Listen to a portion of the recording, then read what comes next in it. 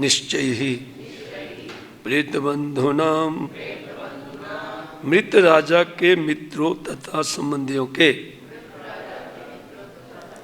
आश्रित्य सुनकर परिदेवितम तीव्र विलाप जो यमलोक में भी सुनाई पड़ता था, आह कहा तान उन सुख संतप्त रानियों से, बालकः लड़के का, भूत्वा होकर, यम यमः मृत्यु के अधीक्षक यमराज,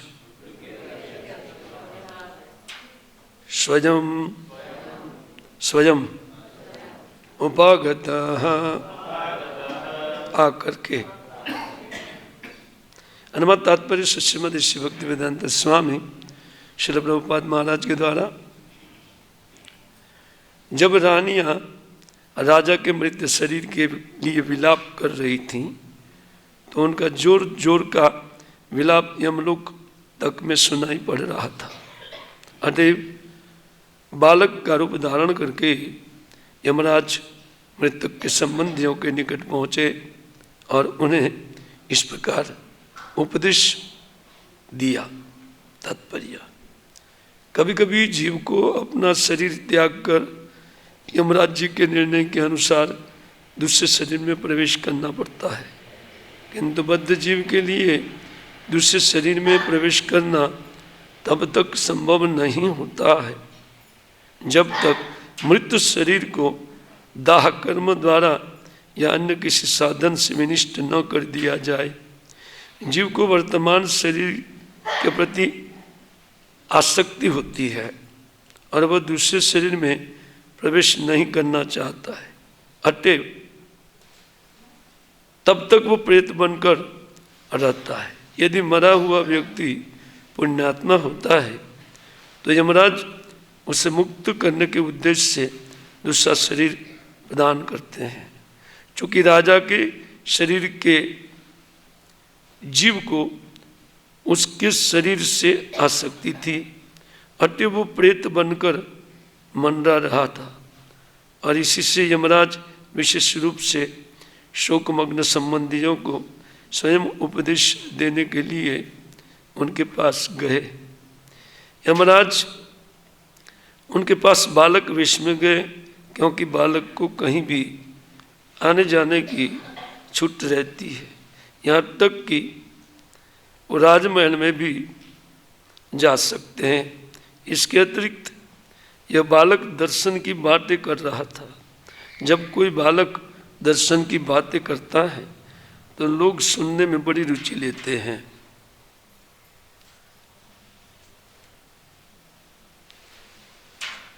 तत्र प्रेतबंधुनाम आश्रित्य परिदेवितम आहतान बालको भूत्वा यमः स्वयं उपागता। आप मेरे पीछे दोहराएंगे।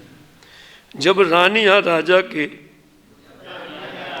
मृत शरीर के लिए विलाप कर रही थी तो उनका जोर जोर का विलाप यमलोक तक में सुनाई पड़ रहा था। अतः बालक का रूप धारण करके स्वयं यमराज मृतक के संबंधियों के निकट पहुँचे और उन्हें इस प्रकार उपदेश दिया। अमज्ञानतिमिरन्धस्य ज्ञानाञ्जनशलाकया चक्षुरुन्मीलितं येन तस्मै श्रीगुरुवे नमः। श्रीचैतन्यमनोभीष्टं स्थापितं येन भूतले स्वयं रूप कदा मह्यं ददाति स्वपदान्तिकं। वन्देऽहं श्रीगुरौ श्रीयुतपदकमलं श्रीगुरून् वैष्णवांश्च श्रीरूपं साग्रजातं सहगण रघुनाथान्वितं तं सजीवं साद्वैतं सावधूतं परिजनसहितं कृष्णचैतन्यदेवं श्रीराधाकृष्णपादान् सहगणललिता श्रीविशाखान्वितंश्च मुखं करोति वाचालं पंगुमलंघयते गिरिं यत्कृपातमहं वन्दे परमानन्दमाधवम् जयतं सुरतपङ्गोर्मम मन्दमतिर्गति मत्सर्वस्वपदाम्भोजो श्रीराधामदनमोहनो वाञ्छाकल्पतरुभ्यश्च कृपा सिन्धुभ्यैव च पतितानां पावनेभ्यो वैष्णवेभ्यो नमो। श्री कृष्ण चैतन्य प्रभो नित्यानंद श्री अद्वैत गदाधर शिवासादि श्री गौर भक्तवृंद। हरे कृष्णा कृष्णा हरे हरे हरे राम राम राम हरे।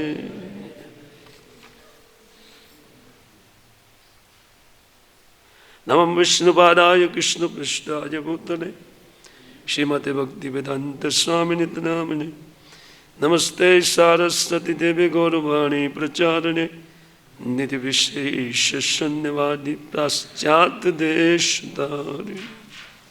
हरे कृष्ण। इतनी ठंडी में भी आप यहाँ पर बैठे हुए हैं, वस्तुतः धन्यवाद देना चाहिए। और इसी से एक और भी बात पता चलती है कि आप लोग की रुचि श्रीमद् भागवतम श्रवण करने में वास्तव में है। और जब इस प्रकार की रुचि व्यक्ति के हृदय में श्रीमद् भागवतम के प्रति होती है तो भगवान तत्क्षण उनके हृदय में आकर के विराजमान होते हैं।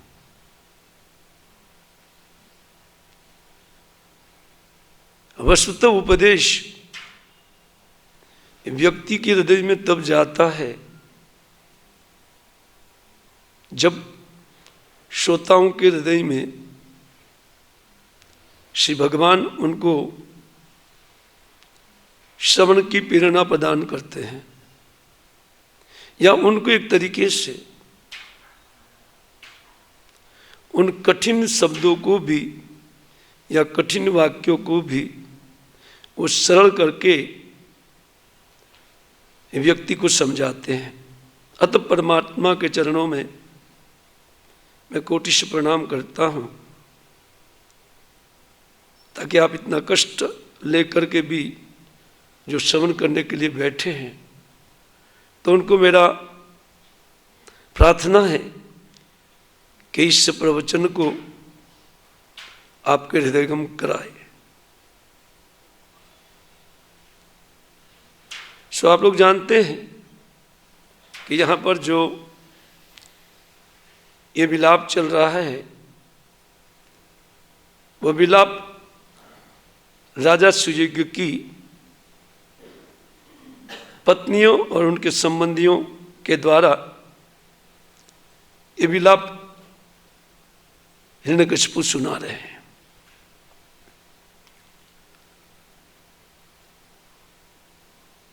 उसका तो हिरण्यकशिपु को ये भी पता था कि यमराज जी करके कौथोटी है ना, भले ही असुर है लेकिन उनको पता था मृत्यु के देवता कौन है, ना यमराज जी मृत्यु के देवता है। वो मृत्यु से नहीं डरता था, ये दूसरा बात है। आज के लोगों की तरह नहीं है, आज तो लोग विश्वास ही नहीं करते हैं, इतने अज्ञानी हैं या उनके पास माया ने इतना अज्ञान छोड़ के रखा है, उनको समझाती है कि कोई ऊपर है ही नहीं, सब खाली है, कौन विश्वास करता है, ऐसा लोग बोल देते हैं। पर नहीं विश्वास करने वाले व्यक्ति बहुत घाटे में जाते हैं। तो मृत्यु के देवता के ऊपर विश्वास की बात है ना, भगवान के ऊपर विश्वास कराने के लिए यमराज जी के ऊपर विश्वास करना बहुत जरूरी है, तब जाकर के भगवान में विश्वास उत्पन्न होता है। क्योंकि भजन मृत्यु के डर से चलता है, और साक्षात मृत्यु के जो देवता है वो है यमराज जी। तो हिरण्यकश्यप को भी ये पता है, इसलिए अपने उन स्वजनों की सांत्वना के लिए ये इतिहास बता रहे। ये इतिहास है। कभी कभी रूपक के रूप में कई उदाहरण श्रीमद् भागवत में आते, रूपक होते हैं। जैसे महाराज प्राचीन परिषद को चंद्रार जी उपदेश देते तो रूपक के रूप में दे रहे थे, है ना। लेकिन ये इतिहास है। यद्यपि रूपक भी जब साधुओं के मुख से, भगवान के भक्तों के मुख से रूपक भी अगर सुना जाता है, तो उसका भी बहुत बड़ा लाभ होता है। जैसे रूप सनातन गोस्वामीपाद के द्वारा बहुत सारे पुस्तक लिखे गए हैं। सनातन गोस्वामीपाद ने खासकर बड़े भागवतामृतम लिखा है, एक रूपक की तरह है, एक नॉवेल की तरह लिखा गया है। लेकिन वस्तुतः वो नॉवेल नहीं है। क्यों? ना उन भगवत प्राप्ति जिनको हो गई है या भगवान के प्रति जिनका प्रेम है, उनके हृदय में कभी भी झूठ निवास नहीं करता है। इसलिए कोई झूठ मूठ की बातें या सांसारिक बातें उनके मन में नहीं आती है।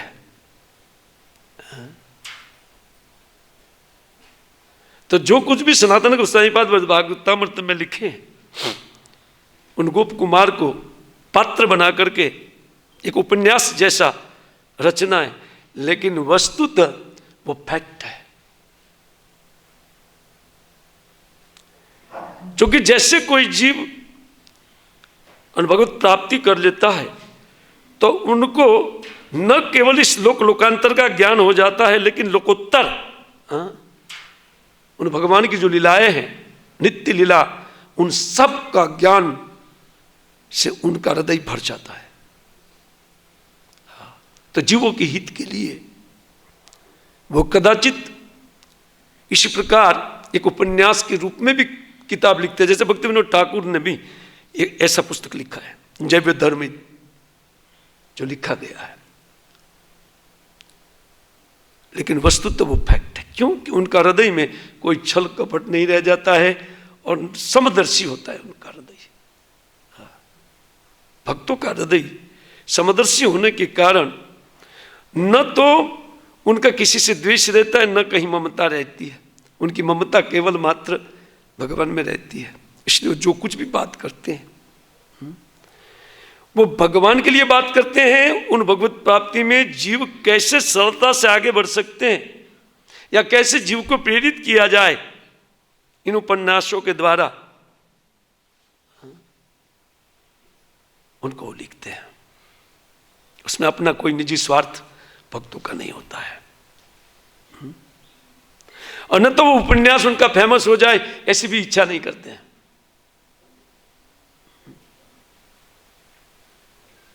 देखा जाता है श्री भक्तिविनोद ठाकुर के जीवन में कि उन्होंने इतना किताब लिखा, इतना प्रचार किया, लेकिन अंत में उन्होंने कहा कि अरे कोई सुनने के लिए तैयार नहीं है, भजन करो। कोई नहीं सुनता इसको। क्या नहीं सुनते?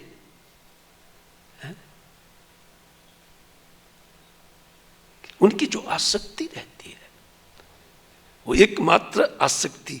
और सामान्य लेखक जो होते हैं वो पुस्तक लिख करके उनको बहुत आशा अभिलाषा उन पुस्तक से होती है।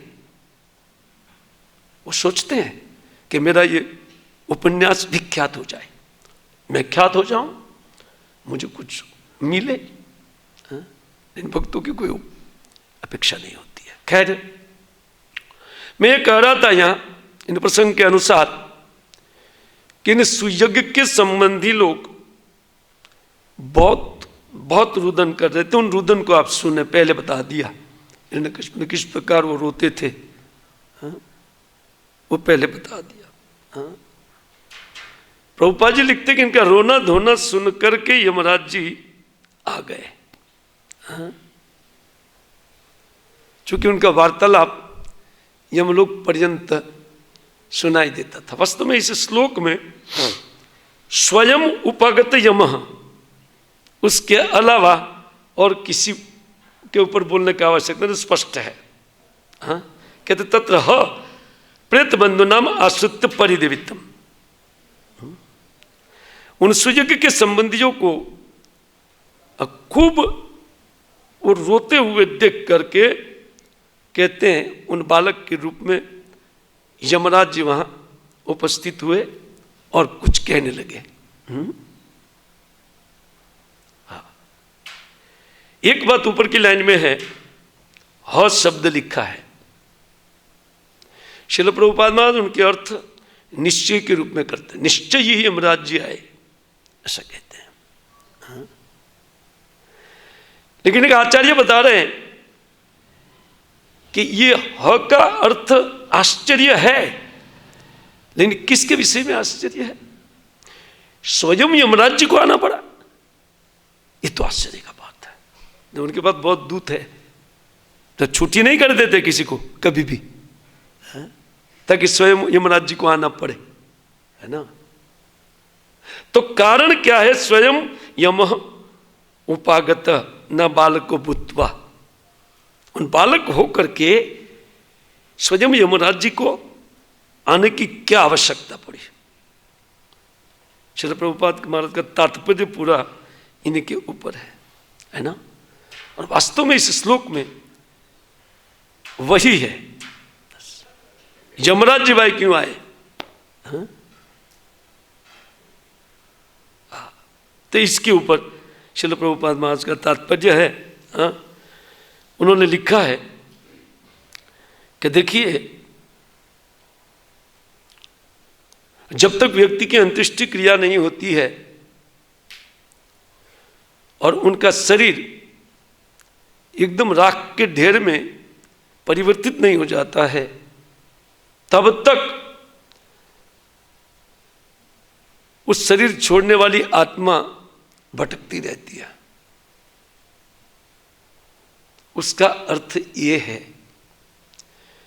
कि अग्निदाह नहीं करने वाले जो समाज है, उनके पितर हमेशा उसी प्रकार प्रेत होकर के घूमते हैं। राइट कि नहीं? क्या लगता है आप लोग को? ये सत्य है। हमारी जो वैदिक प्रणाली है, वो जन्म से लेकर मृत्यु पर्यंत के जो संस्कार है, उस संस्कार ऐसे अद्भुत है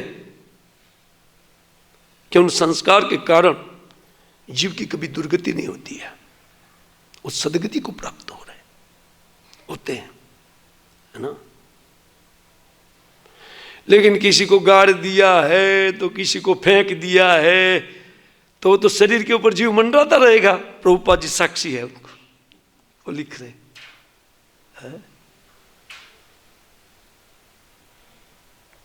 देखिए हमारे संस्कार कितने अद्भुत है, वैदिक प्रणाली कितनी अद्भुत प्रक्रिया है। दूसरी बात, अब देखिए गाड़ने के द्वारा तो कम से कम 2.5 फुट जमीन तो रोकेगा, 5 फुट जमीन तो रोकेगा सीधा, और 1-8 फुट इधर, है ना। तब तो भर जाएगा एक दिन सारा, नहीं।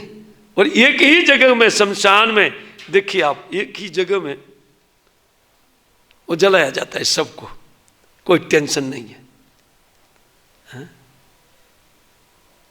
खैर, एक लौकिक बात हो गई इसमें। तो यहां पर जो स्वयं यमराज जी को आना पड़ा, उनके ऊपर श्रील प्रभुपाद महाराज जी लिखते कि उनके संबंधियों का रोना सुनाई पड़ रहा था यमराज जी के ऑफिस में, पितर लोक में वो सुनाई पड़ रहा था। इसलिए यमराज जी आए। कुछ आचार्य उनके ऊपर कुछ बातें लिखे हैं, हम उनको भी थोड़ा श्रवण करेंगे। जैसे विश्वनाथ चक्रवर्ती ठाकुर कहते स्वयं उपागत इति पुण्य जीवानाम निहारंत एव यम उपागमनम प्रायः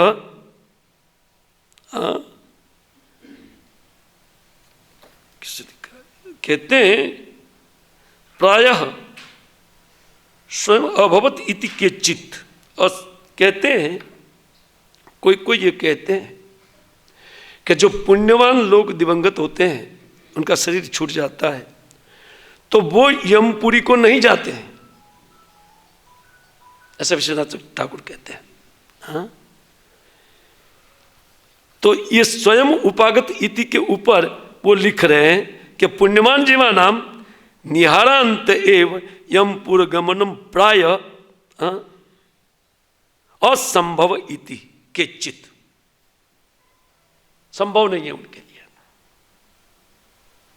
पुण्यवान जीव जब जाते हैं, श्रील प्रभुपाद अपने तात्पर्य में इस बात को कोट किया है। उन पुण्यवान जीवों को लेने के लिए कदाचित यमराज जी आते हैं। अच्छा, राजा का क्या पुण्य था ये तो पता नहीं चलता, लेकिन एक बात जरूर है कि उन पुण्यशाली लोग को वो प्राप्त हुए थे, क्यों ना उनकी करनी से। अब पाठ पढ़ते आ रहे हैं,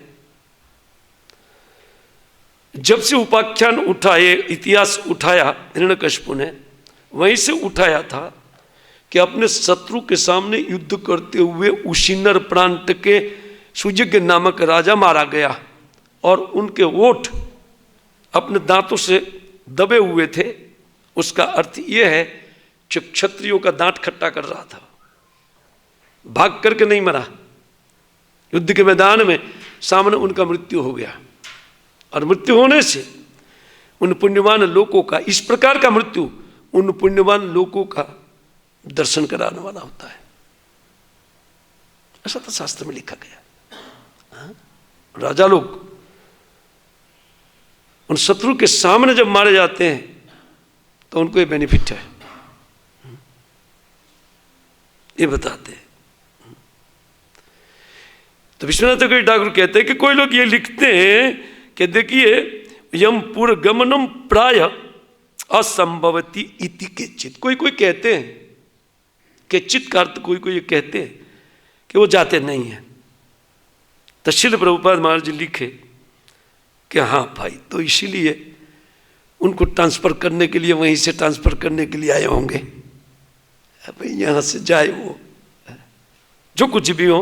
हाँ, लेकिन ये पक्का बात है कि पुण्यवान जीव जो है वो यमराज जी के अंडर में नहीं जाते हैं। जो पापी लोग हैं उनकी खबर लेने के लिए यमराज जी रेडी रहते हैं। छठे स्कंद में आप प्रवचन सुने यमराज जी के दूतों का, है ना, वो तो विषय बीत गया, ये तो सप्तम है। शुरुआत में ही इन सारी बात को वहां बताया गया है कि उन पापी व्यक्ति के ही नियंता होते हैं यमराज जी, पुण्यवान व्यक्ति नहीं। सभी लोग के लिए यमराज जी नहीं आते हैं, या यमराज जी के, सॉरी, यमराज जी के दूत नहीं आते हैं। और यमराज जी को आया हुआ तो पहले ये दिखाई पड़ रहा है, फर्स्ट टाइम। हाँ, दूत आते हैं, कई दूतों का गलती हो जाता है, ये सारी बातें सुनाई पड़ रही है। ऐसे तो कहीं विश्व में ऐसी घटना हुई है, उन घटना का निरूपण भी खूब किया है लोगों ने, कि वस्तुतः जो लोग मूर्ख है, नितांत जो नास्तिक है, नहीं मानते इन सारी बातों को, शास्त्र की बातों को, तो वो लोग के पास इस बात का कोई जवाब नहीं होता है। यमराज जी के दूतों की गलती हो गई, ऐसा होता है। जैसे अजामिल के विषय में तो प्रत्यक्ष है ये बात, गलती तो नहीं हुआ था लेकिन वापस गए। लेकिन ऐसी कई घटनाएं, खास करके गुजरात की एक घटना जो गुजरात समाचार में आई थी, तो प्रसंगोपात उनको मैं बता रहा हूं कि ये कोई एक मणिबेन नामक कोई एक वृद्धा मृत्यु को प्राप्त हो गई, और जब मर गई, शरीर उनका छूट गया। ये बहुत विख्यात घटना हुई थी और खूब चर्चा का विषय हुआ था, और उनके ऊपर खूब विचार विमर्श भी लोगों का चला था। बहुत समय की पहले की बात है, करीबन लगभग 30 साल पूर्व की यह घटना है। तो मणिबेन गई और जाकर के फिर लौटी, और उन्होंने जो बातचीत किया, इसके लिए इन प्रेस वाले उनके पास चले गए थे। हकीकत क्या है इसमें?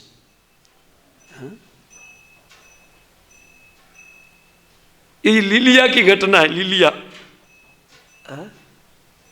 तो ये माँ जी चल दिए तो उधर गए, तो बोलते तो गलत व्यक्ति को लेकर के आए हैं, तो गलती हो गई, जाओ जल्दी जाओ, बॉडी भी है।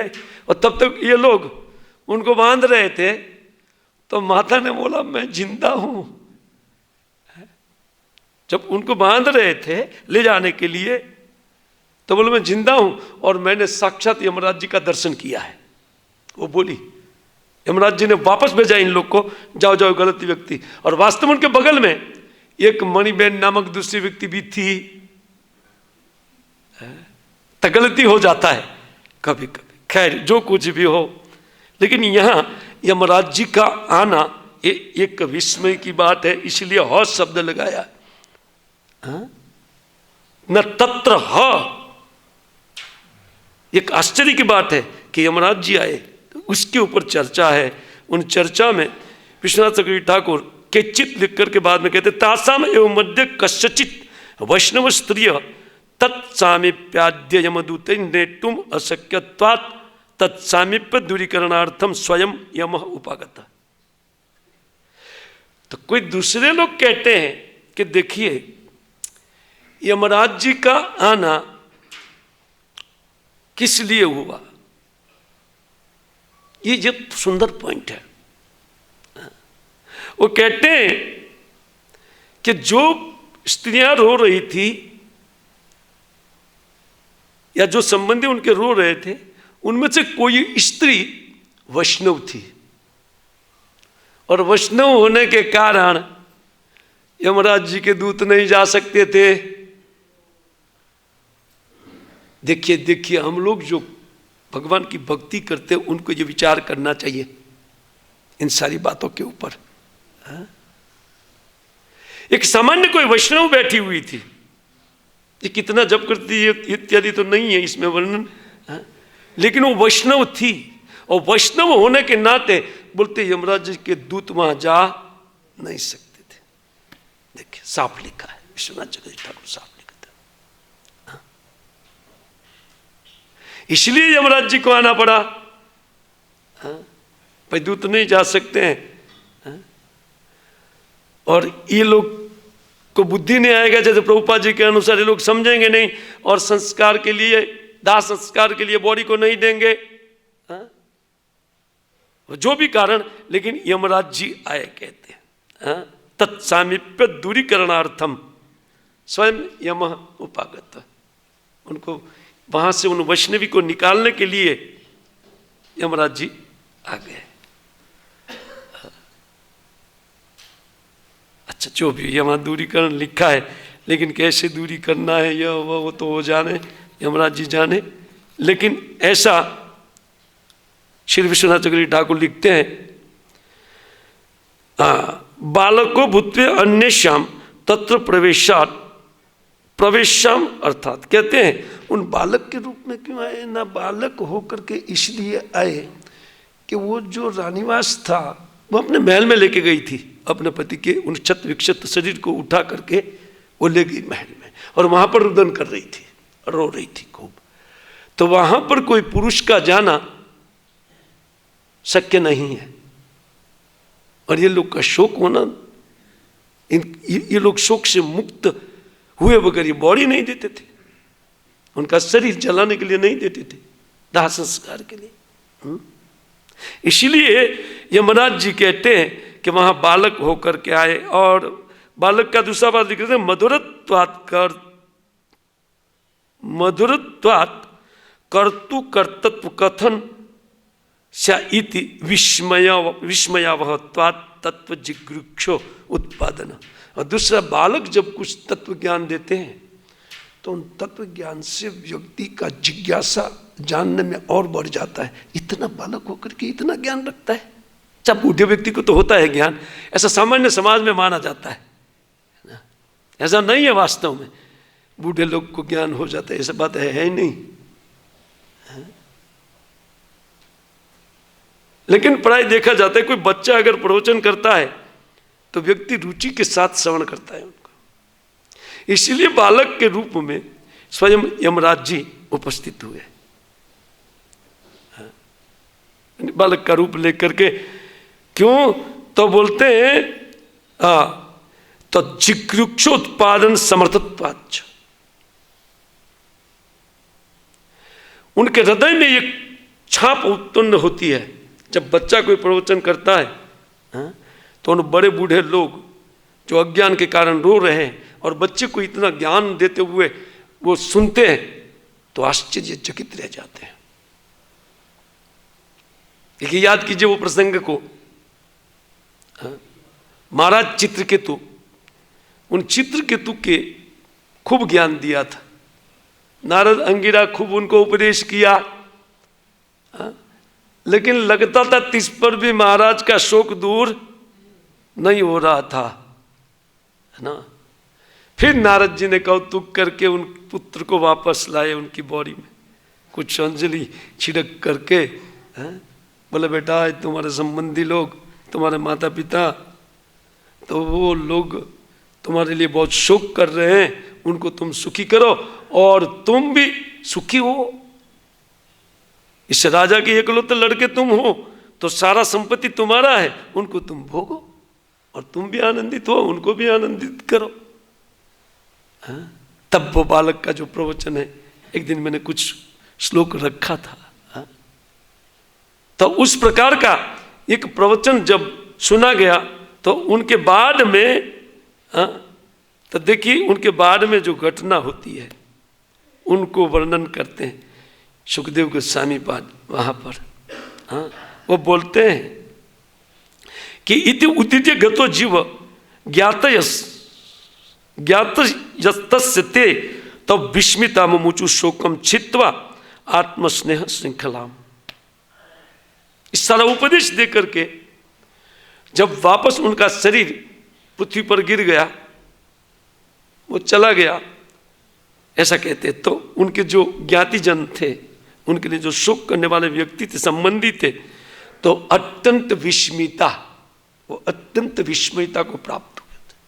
बोले वाह क्या ज्ञान है, उन लोग का शोक दूर हो गया। और जिन्होंने जहर दिया था वो रानियों के चित्त में संताप बढ़ गया, बोले, और पश्चाताप भी हो रहा था, अरे अरे बहुत बड़ा गलती कर लिया हम लोग ने। खैर उनके उपदेश से ये अंतर महाराज कहते उसी प्रकार वहां से निकल गए उन घर गृहस्थी के, जिस प्रकार उन एक हाथी उन कीच के सरोवर से जिस प्रकार निकलता है उस पर निकल करके चल दिए महाराज। वस्तुतः ये घर गृहस्थी जो कुछ भी है एक सांसारिक कीच है।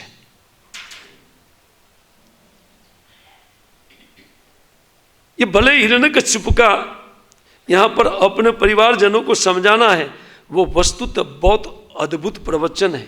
इसलिए इनको श्रीमद् भागवतम में वेदव्यास महाराज ने लिखा है और रखा है, ताकि इससे कुछ वैराग्य प्राप्त हो। हम जैसा जो चित्त है, हम लोग का जो चित्त है, उसमें तनिक भी कितने भोग भोग करके भी वैराग्य उत्पन्न नहीं होता है ना। और हमारे चित्त में वैराग्य उत्पन्न करना बोले ना, वैराग्य की क्या जरूरत है? भक्ति करने से वैराग्य आएगा? करे तब ना, होगी तब ना भक्ति, है ना, तब वैराग्य आएगा ना।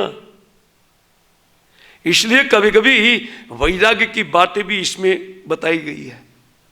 काफी वैराग्य की बातें श्रवण सुनने में आती है इसमें। क्यों ना? वो वैराग्य व्यक्ति को भक्ति में बढ़ाने वाले हैं। उन सांसारिक उन भोगों से व्यक्ति विरक्त हो जाता है। इसलिए ऐसे कथानक को साथ में देना बहुत जरूरी है। केवल उपदेश व्यक्ति को लगता नहीं है, देखा जाता है। उन उपदेश के साथ उसी प्रकार की घटनाओं का, ये इतिहास का वर्णन, जो घटना घट गई है उनका, या कोई रूपक के रूप में उपदेश साधु लोग देते रहते हैं। जैसे श्रीमद् भागवतम में हम लोग श्रवण कर रहे हैं, एक इतिहास है, हाँ? और वस्तुतः आप आगे देखेंगे कि किस प्रकार उन हिरण्यकश्यपु के जो संबंधी थे, उनके बाद में सांत्वना प्राप्त किया। बोला ठीक ठीक चलो छोड़ो, हाँ? जो कुछ हुआ जो हो गया। हाँ? यद्यपि उन लोग का आसुरी बुद्धि था, 30 पर भी वैराग्य भर गया, है ना, और उनका संताप उनके हृदय से तिरोहित हो गया, देखा जाता है। यद्यपि वैराग्य की आवश्यकता नहीं है, 30 पर भी वो भक्ति में जो सहयोग करने वाला वैराग्य है, बहुत जरूरी भी है, बहुत जरूरी होता है। हम केवल भक्ति करते हैं और चित्त में वैराग्य भी नहीं है, खाना भी उतना ही खाते हैं या कुछ भी, या जो क्रिया करते हैं वो उतना ही क्रिया सब चालू रखते हैं, वैराग्य नहीं है ना, भक्ति हमारा चलता है, भक्ति नहीं है वो। इतर विरक्ति होना ही चाहिए। हाँ, खाली का भक्ति नहीं चलती है, भक्ति परेशानुभूति, विरक्ति अन्यत्र, हाँ अन्यत्र विरक्ति होनी ही चाहिए।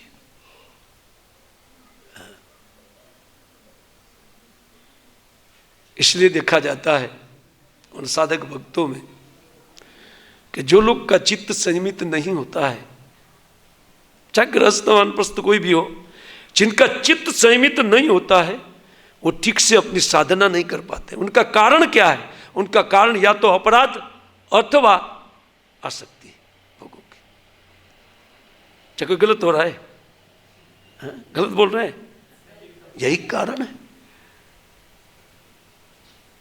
अन्यथा कैसे ऐसा होता है? भक्ति नहीं कर सकते, ऐसा बात होगा ही नहीं। जब इतना ज्ञान आ गया और इतना सब कुछ जान करके, कल जैसे प्रभु जी बता रहे थे ना, कितना विशद वर्णन कर रहे थे, अद्भुत वर्णन कर रहे थे। कल का क्लास हमको बहुत सुंदर लगा, बहुत अच्छा लगा। वस्तु तो वो वैराग्य की बात कर रहे थे, और भक्तों के लिए वैराग्य की आवश्यकता है। माना देखिए प्रभु जी क्या उपदेश कर रहे हैं, बहुत जरूरी है। नाना प्रकार से बात कोट करते हुए, कोटेशन देते हुए वो समझा रहे थे। वो बहुत बहुत काम में लगता है उन साधकों के जीवन में, जो भक्ति साधक है या कोई भी साधक है, उन साधकों के जीवन में यह औषधि के समान काम करता है। विरक्ति औषधि के समान काम करती है।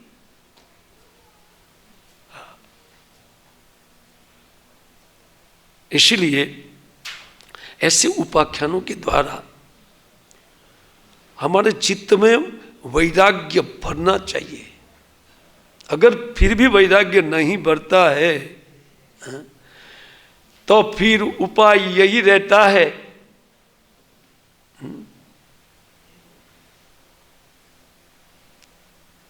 कि उन भगवान बुद्ध की तरह वैराग्य लाना बहुत आवश्यक है।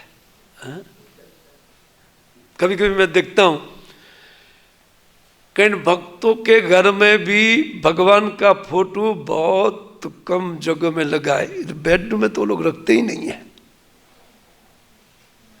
क्योंकि मैं तो भाई इसी में हमारा 30-35 साल बीता है और नाना जगह में मैं जाता हूं। तो एक वस्तु नोटिस किया था मैंने, भक्त अपने घर में बहुत कम फोटो लगाते भगवान, नहीं लगाना चाहिए चारों ओर, और नहीं लगा सकते हैं भगवान का फोटो तो राम बोलो भाई राम, 4 आदमी उठा करके जा रहे ऐसा फोटो लगाना चाहिए, रोज देखना चाहिए उसको, है ना।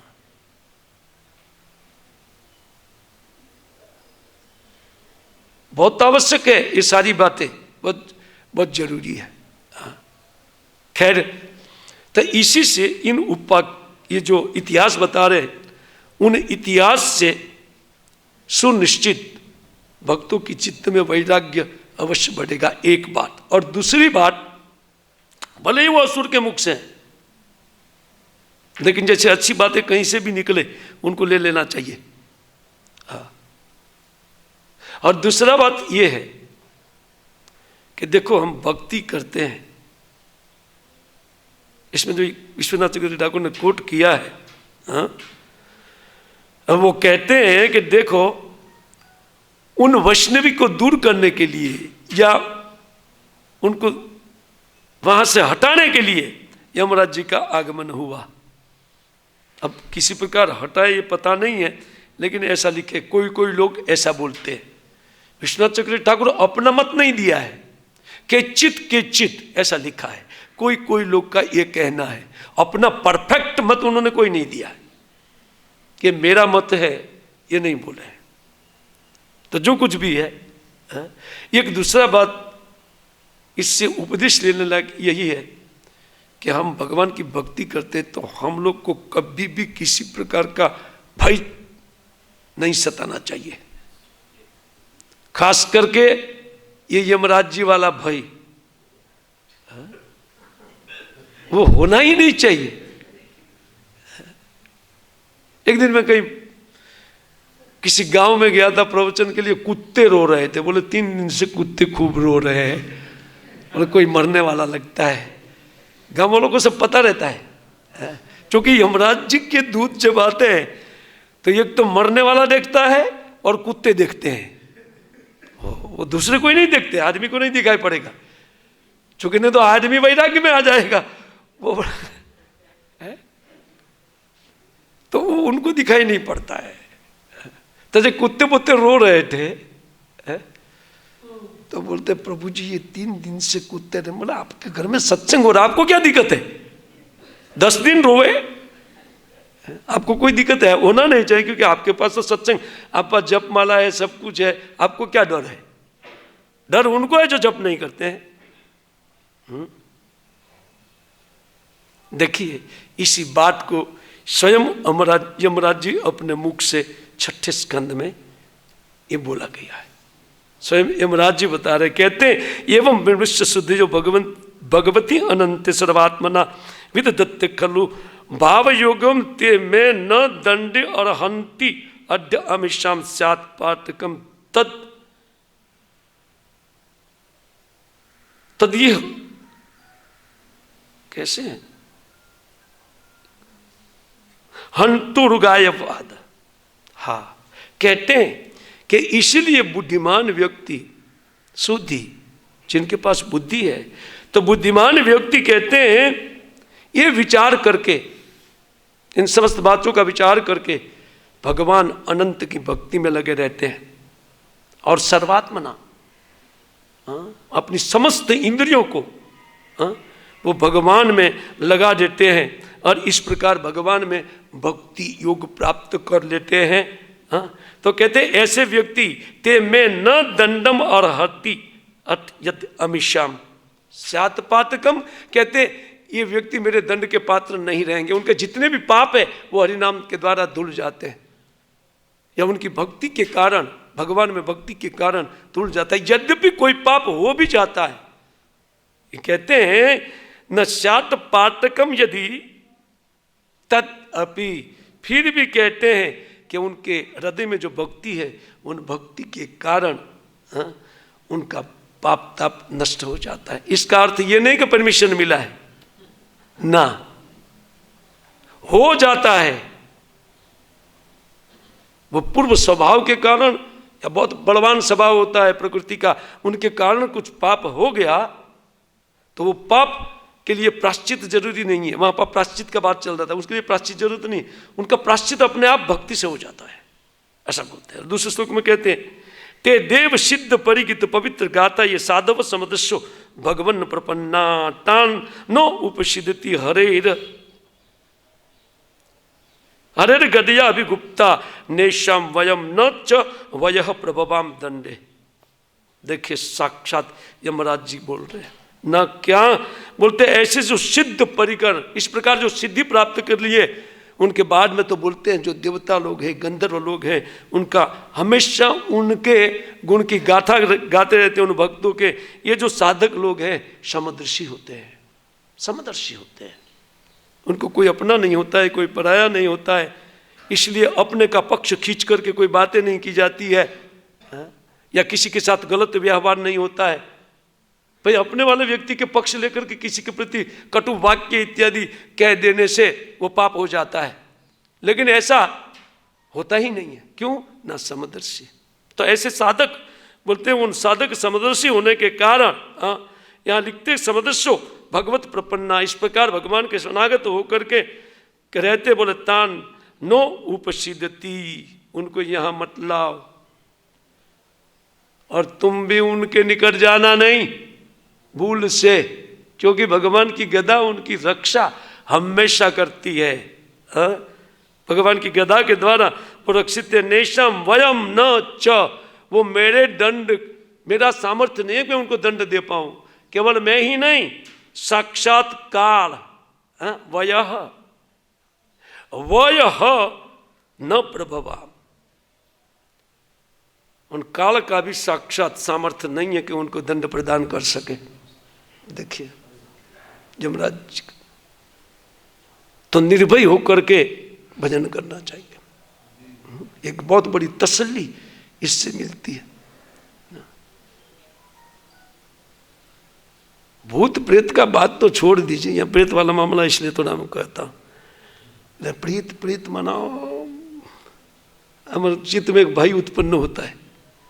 प्रेत वेद तो सवाल ही नहीं उठते, जहां पर काल की दाल भी नहीं गलती है, ऐसा साधन श्रील प्रभुपाद महाराज ने हमारे हाथ में रख दिया है। नित्य भगवान के गुणों का स्मरण करना, श्रवण करना, स्मरण करना और नित्य उनके नाम का जप करना, अद्भुत साधन जब प्रभुपाद जी ने हमारे हाथ में रखा है, तो उस ओर से बिल्कुल निश्चिंत होकर के डट करके साधन करना चाहिए। लेकिन एक ख्याल रखना चाहिए उनके साथ साथ कि देखिए जो छोटे मोटे कुछ गलतियां हैं, भूल है, उनको सुधारना पड़ेगा। जैसे कुछ किसी का किताब पढ़ने के लिए लिया है तो हम सोच रहे भूल जाए तो अच्छा है, किताब मेरे पास रहेगा ना, ये दिखने में बहुत छोटी गलती है। या किसी का पक्षपात लेकर के दूसरे भक्त को कुछ आक्षेप करना, यस, ये आगे चल करके बहुत भारी अपराध में रूपांतरित हो जाएगा। साधक को ये सब केयरफुल साधना करना चाहिए। अभी छोटा सा गलती लगता है, जैसे कुछ सामान किसी का छोटा सा चोरी कर लेना, वो आगे जाकर के अपराध करने के लिए मजबूर कर देगा, और वो या तो भगवान का या भक्तों का अपराधी हो जाएगा। इसका ख्याल करते हुए व्यक्ति निर्भय होकर के साधन करे भक्तों की संगति में। श्रील प्रभुपाद महाराज ने सब कुछ दे दिया है, नित्य भक्तों का संग दे दिया है, सब कुछ दिया है। बताइए क्या कमी है? पांचों पांच साधन हमारी संस्था में है, कोई भी संस्था देख लीजिए जो ये पांचों पांच महासाधन कराती है। न जाने किस उन भगवान की भक्ति में किसका रुचि किस साधन में है, पांचों पांच साधन दिया इस महापुरुष ने, कुछ बाकी नहीं रखा है। अगर कमी केवल है तो हमारी ओर से है, हम उनको सुष्ट रूप से नहीं कर रहे हैं, जो हमारा गलती है। तो इन सारी बातों का उपदेश लेते हुए आज के इन जो उपदेश इसमें मिलता है, वस्तु तो मैं मेरे लिए पाठ कर रहा हूँ, तो जो कुछ भी उपदेश इससे मिलता है उनको ग्रहण करना चाहिए। हरे कृष्ण। ग्रंथराज श्रीमद् भागवतम की जय। श्रील प्रभुपाद महाराज की जय। निताई गौर हरि प्रेमानंदे।